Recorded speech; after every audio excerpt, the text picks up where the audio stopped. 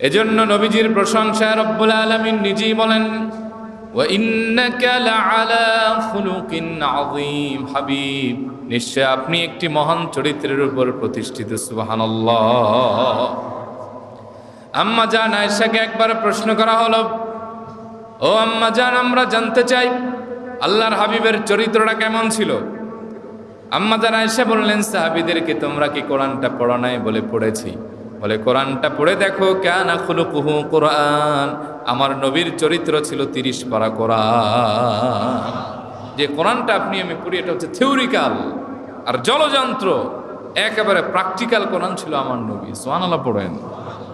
তার চরিত্রের কোনো তুলনা হয় না।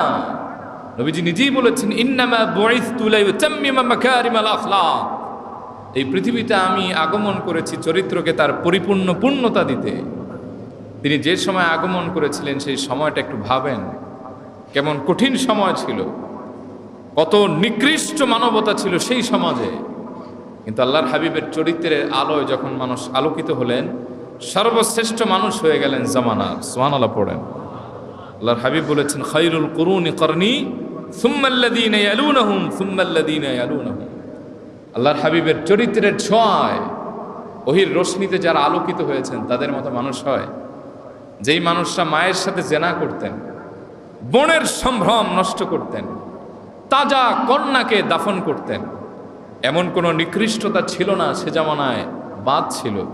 কিন্তু আল্লাহর হাবিব যখন আগমন করলেন চরিত্রের করুণার আধার হয়ে, তখন মানুষগুলি নবীজির চরিত্রের রৌশনে এমনভাবে পরিবর্তন হলেন যে মানুষরা ছিলেন মানুষের সতীত্বের জম, তারা সতীত্বের পাহারাদার হয়ে গেছে।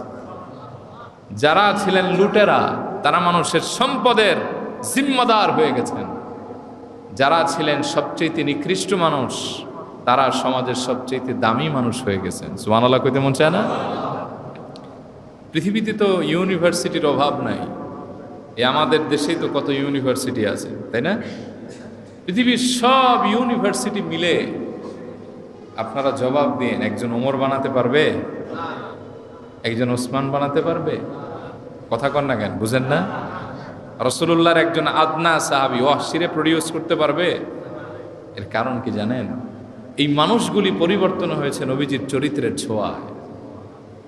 এখন দেখা যায় ইউনিভার্সিটিতে ধর্ষিতা হচ্ছেন শিক্ষিকা এক কুলাঙ্গার ছাত্রের হাতে। এরকম আছে না নাই?